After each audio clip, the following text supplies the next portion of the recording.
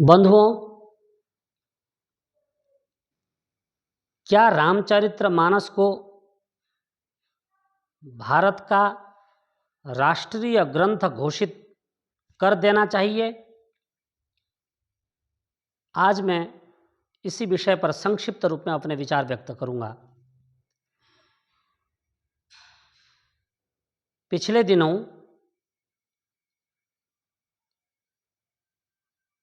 रामभद्राचार्य जी ने भारत के यशस्वी प्रधानमंत्री जी के सामने एक मांग रखी। रामचरितमानस को भारत का राष्ट्रीय ग्रंथ घोषित कर दीजिए।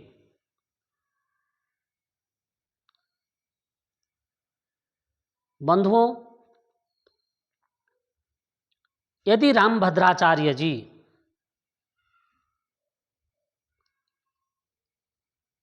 चारों वेदों के मूल जो संहिताएं हैं, ऋग्वेद, यजुर्वेद, सामवेद और अथर्ववेद की मूल 4 संहिताएं, जिनको हमारे ऋषियों ने स्वतः प्रमाण कहा है, यदि रामभद्राचार्य जी इन चारों वेदों को भारत के राष्ट्रीय ग्रंथ घोषित करने की मांग रख देते तो कितना अच्छा होता। परंतु रामभद्राचार्य जी ने श्री रामचरितमानस को राष्ट्रीय ग्रंथ घोषित करने की मांग रखी है, जो कि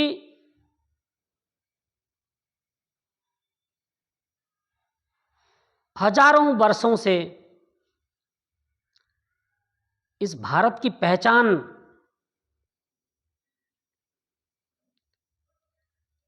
और इस पहचान के जो मूल स्रोत हैं, उन पर किसी का ध्यान नहीं जाता और इन वेदों को राष्ट्रीय ग्रंथ घोषित करने की मांग आज तक किसी ने नहीं की है।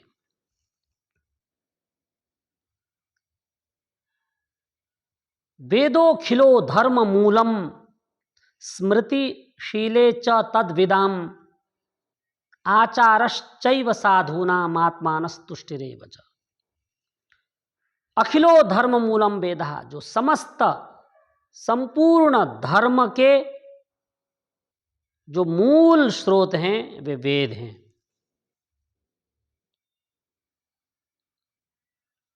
उसके बाद विद्वानों के द्वारा रचे गए और वेदानुकूल मनुस्मृति आदि जो स्मृति ग्रंथ हैं, वे भी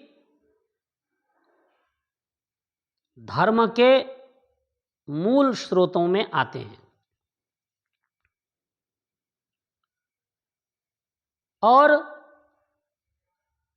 साधूनाम आचारः, जिन विद्वानों ने तपस्या करके अपने आचार विचार को शुद्ध और पवित्र बनाया है, ऐसे श्रेष्ठ महान आत्माओं का जो सत्याचरण है, उसको भी धर्म का मूल स्रोत कहा गया है। और अपने आत्मा की संतुष्टि को भी धर्म का मूल स्रोत कहा गया है। और इसको स्पष्ट करते हुए महाराज मनु ने कहा है, वेद स्मृति सदाचार स्वस्य च प्रियमात्मनः एतच्चतुर्विधं प्राहु साक्षात धर्मस्य लक्षणम। साक्षात धर्म के जो लक्षण हैं, इनका वर्णन निम्न श्लोक में है। सबसे पहला है वेदः, वेद, ऋग्वेद, यजुर्वेद, सामवेद और अथर्ववेद, जो ज्ञान कांड, कर्म कांड और उपासना कांड और विज्ञान कांड से युक्त हैं, और जिसमें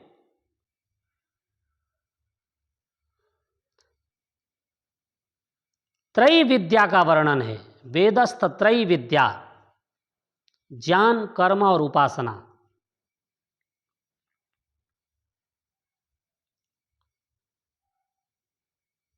और साथ में श्रुति से अभिप्राय सिर्फ वेद से है। स्मृतियों को श्रुति की कोटि से भिन्न रखा गया है।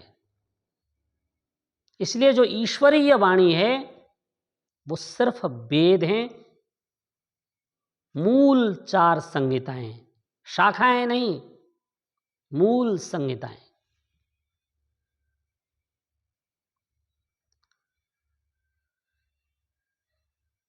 वेदः, वेद, स्मृति, जो वेदानुकूल स्मृतियां हैं, इनके अध्ययन से हम अपने आचार विचार को शुद्ध और पवित्र बना सकते हैं। यदि किसी को स्मृति का ज्ञान है तो समझ लें कि वो धर्म के रहस्यों को जानता है। वह व्यक्ति सभ्य बन सकता है। स्मृति के ज्ञान के बिना व्यक्ति सभ्य नहीं बन सकता।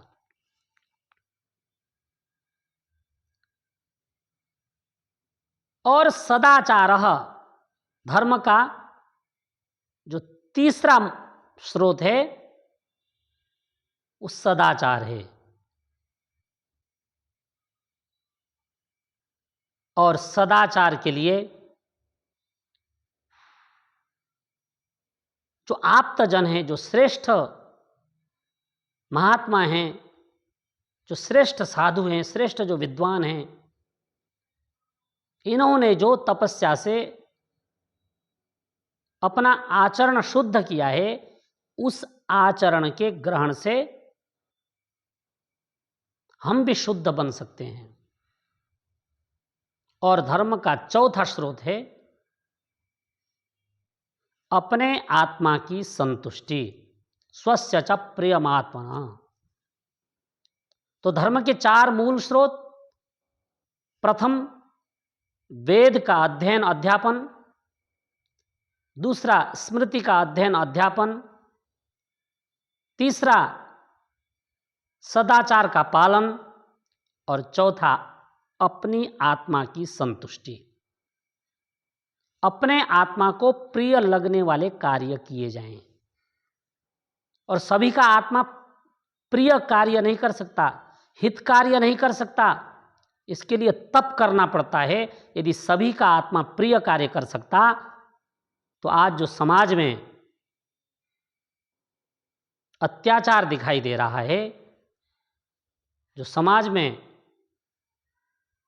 लोग जो त्राहिमाम त्राहिमाम कर रहे हैं, समाज के जो लोग दुखी हैं, समाज में जो मनुष्य को देखते ही जो भय पैदा हो रहा है, ये भय नहीं होता यदि प्रत्येक आत्मा हित कार्य करता तो। इसलिए अपने आत्मा के हित कार्य के लिए भी वेद की प्रेरणा बहुत आवश्यक है। इसलिए जो धर्म के साक्षात लक्षण हैं, ये 4 हैं। यदि इनको पढ़ करके अपने जीवन में उतारा जाए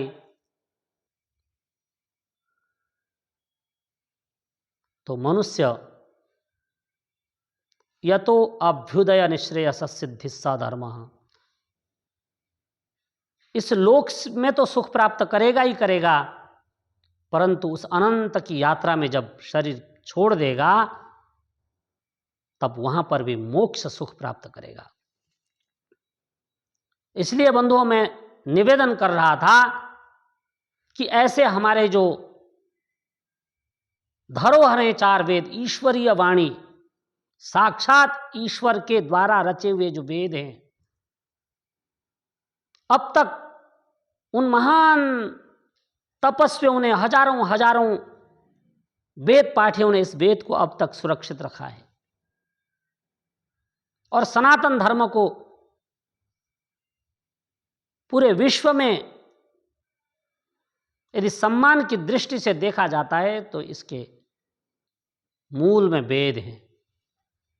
वेदेतर संप्रदायों की समाज में मान्यता नहीं है। अन्य ग्रंथ मनुष्यों के रचे हुए हैं। इसलिए सनातनम एनमाहु ऋतादस्यात् पुनर्नवः, ये जो सनातन धर्म है, ये धर्म तभी तक जीवित है जब तक वेद सुरक्षित हैं।